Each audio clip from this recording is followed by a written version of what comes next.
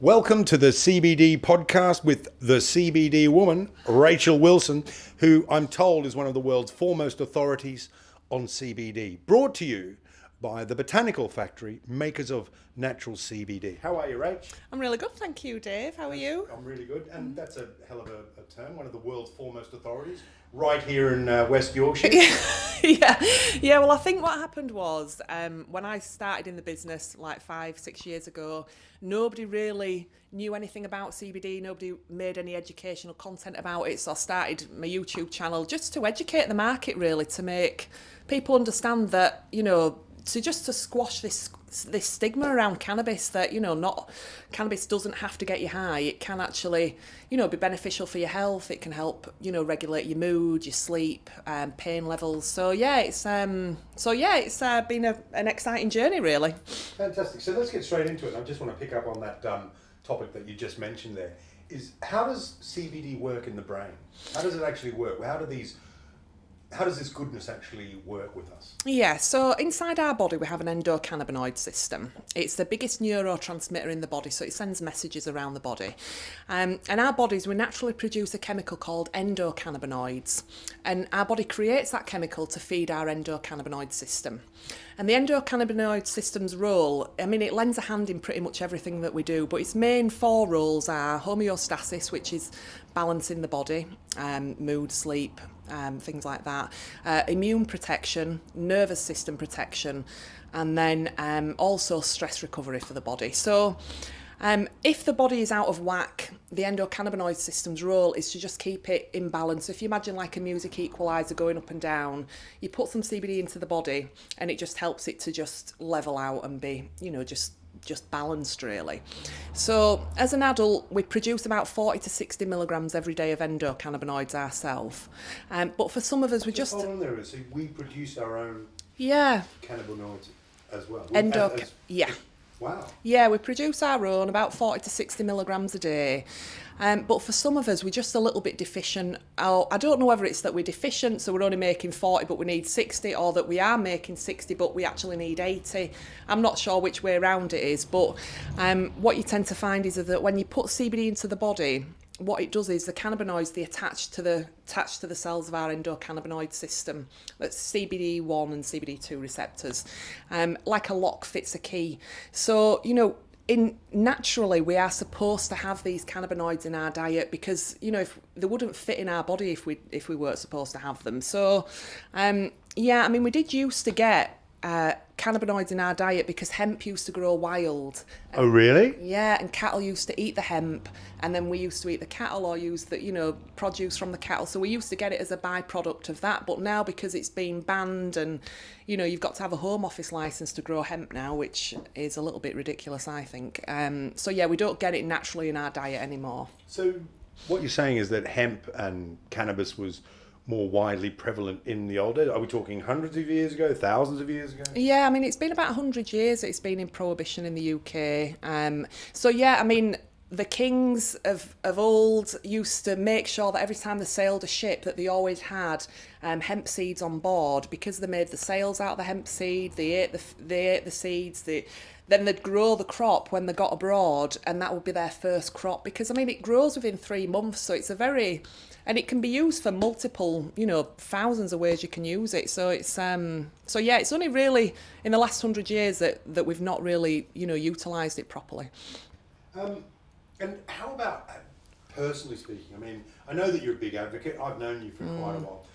How's it changed your life in terms of, can you sort of give us a story as to how CBD has affected you personally? Yeah, so when I started taking it, I was quite depressed at the time. I was very anxious.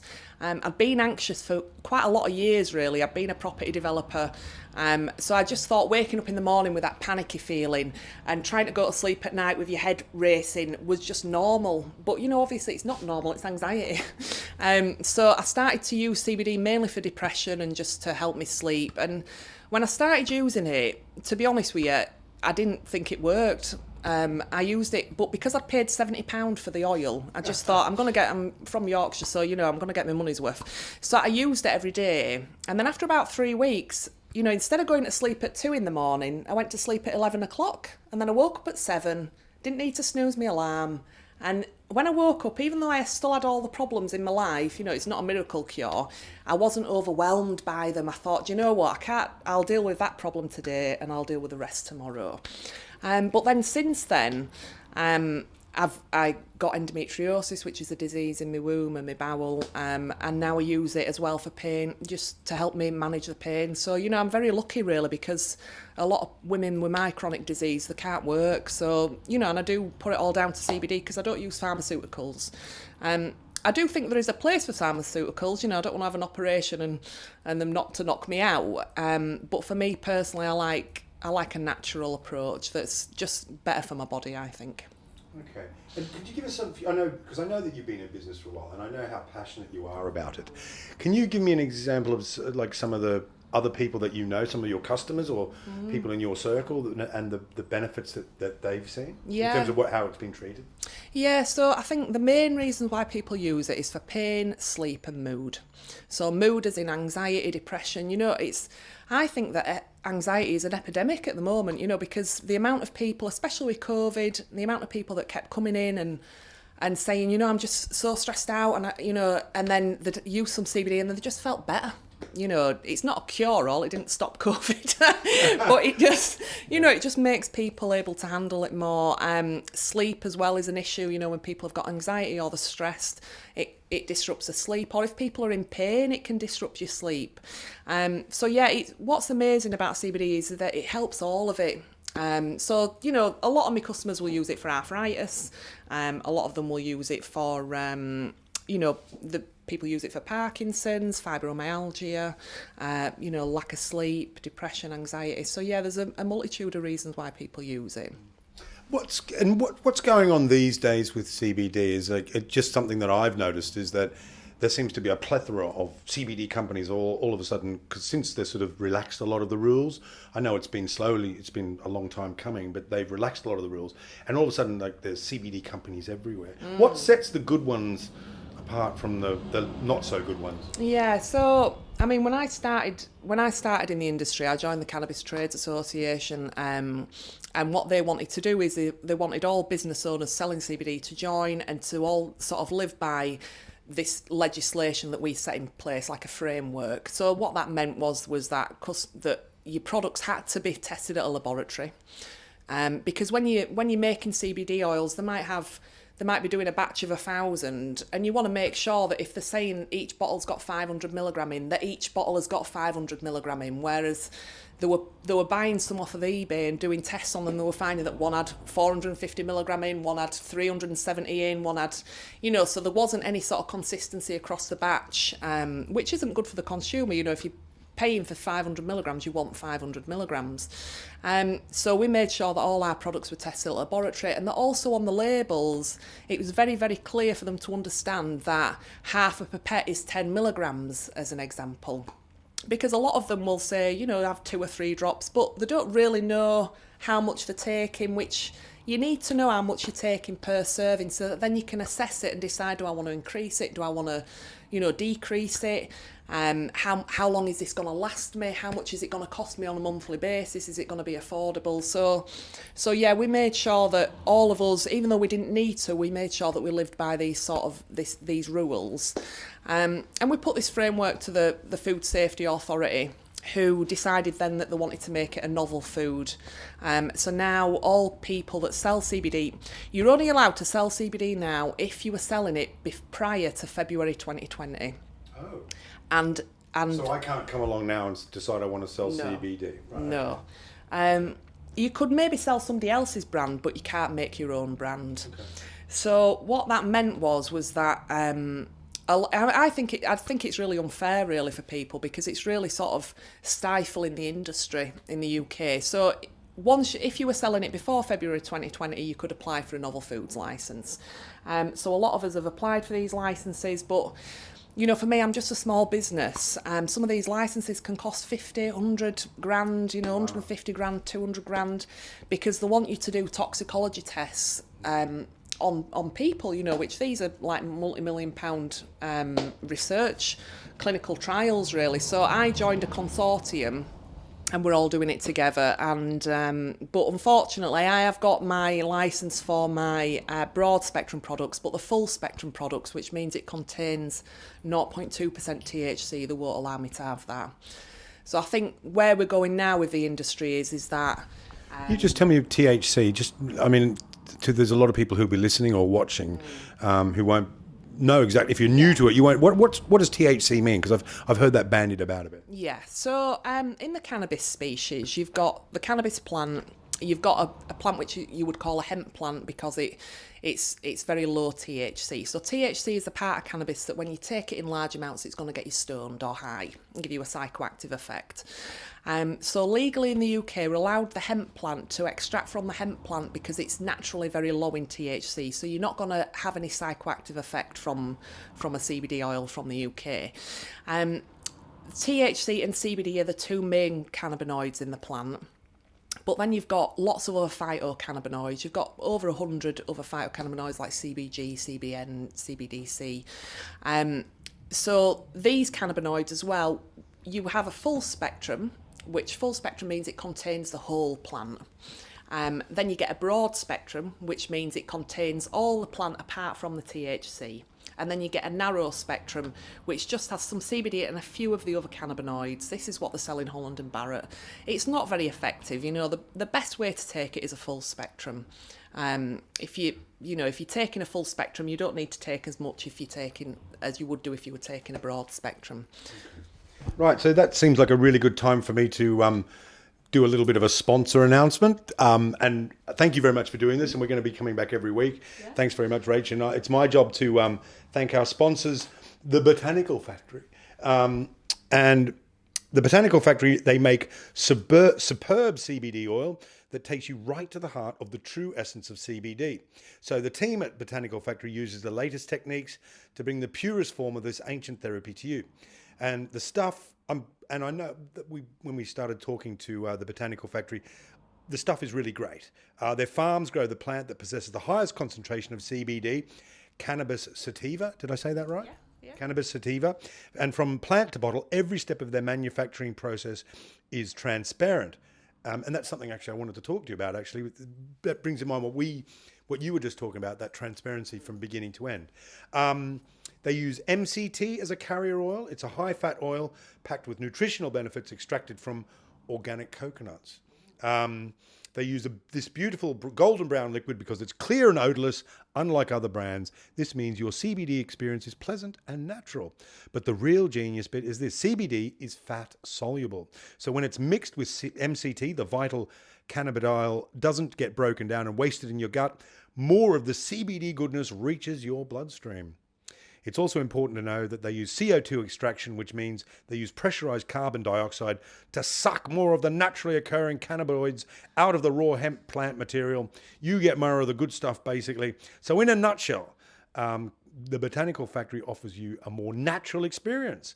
So check out the Botanical Factory. Their website is at www.thebotanicalfactory.com. They believe in the power of nature. So thank you very much to the Botanical Factory. Thanks for coming on board and sponsoring this podcast. And you just mentioned that about Rachel, about that transparent process. That's because I guess it's that whole thing. I mean, it could be fake news. I mean, we get bottles, they say it's the real stuff.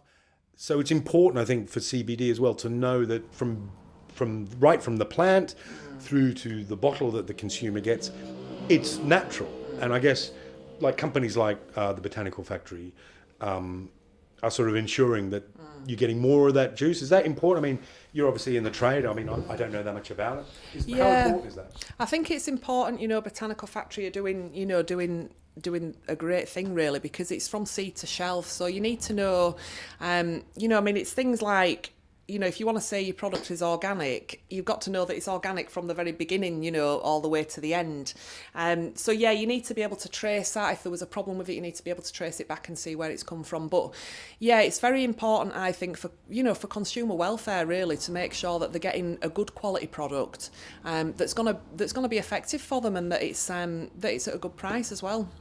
Okay, so thanks. So, again, thanks to the Botanical Factory. So, we've got a range of topics that I wanted to talk about. Now, I'm told that the market is changing. It's shifting again for CBD, and there's a lot of different kind of people that are using it now? I'm told that there's a lot of sports people are using it. What's the benefit for sports people? So it just helps with stress recovery. So it'll help the body to help when you've been training. You're breaking down muscles. You're going to feel tired. So yeah, it'll just help with help the body from that stress recovery. It'll just help with the sleep and just help with pain in general, really.